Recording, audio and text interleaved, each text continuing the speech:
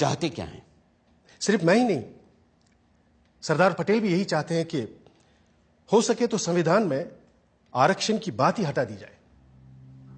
मेरे रहते संविधान से आरक्षण नहीं हटने वाला, चाहे आप कितना भी जोर लगा लें मुंशी जी।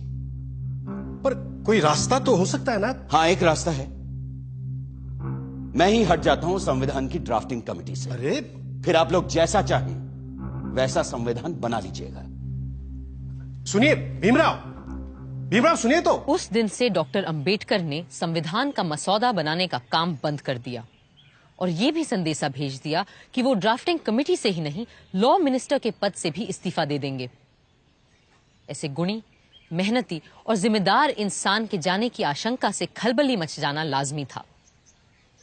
अब एक ही रास्ता सामने था और एक ही संकट मोचक।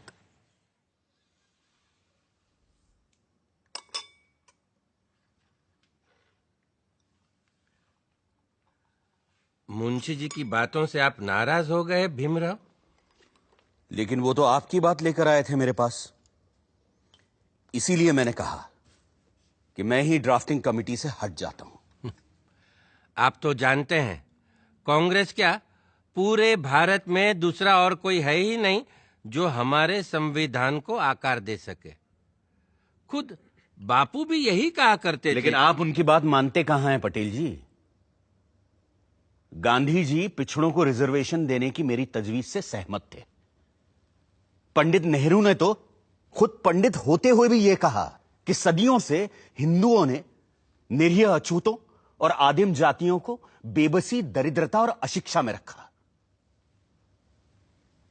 फिर अगर हमें उन्हें सबके साथ बराबर लाना है तो हमें उन्हें स्पेशल ट्रीटमेंट देना ही होगा। आपकी बात सही है, पर आप तो जानते हैं कि बड़े पदों पर हम मेरिट के आधार पर ही लोगों को ले पाएंगे। तो फिर क्लर्कों की नौकरी के लिए इतना बड़ा जोखिम उठाना? जोखिम? मुझे तो इसमें कोई खतरा नजर नहीं आता। खतरा यह है कि अगर हमने एक विशेष वर्ग को आरक्षण दे दिया तो बाकी के लोग भी आरक्षण की मांग करेंगे और भारत भर में जातिवाद का यह जहर फैलता जाएगा। जहर तो हमने पिया है सदियों से और फिर भी हम जिंदा हैं। रीढ़ की हड्डी तोड़ डाली आप लोगों ने हमारी, फिर भी हम लोग खड़े हैं। अरे एक बार हमें अपने बराबर आने का मौका तो दीजिए पटेल जी, फिर देखिए कैसे हम आगे निकल जाते हैं। और यह काम बिना आरक्षण के नहीं होगा। अगर फिर भी मेरी बातें आपको जहरीली लग रही हैं तो मैंने अपना इस्तीफा तैयार रखा है, आप खुद लेते जाइएगा। मैं बड़ा जिद्दी आदमी हूं अंबेडकर जी, लेकिन मूर्ख नहीं हूं, किसान हूं। देखकर ही बता सकता हूं कि कौन सा बीज कल मुझे अच्छी फसल देगा।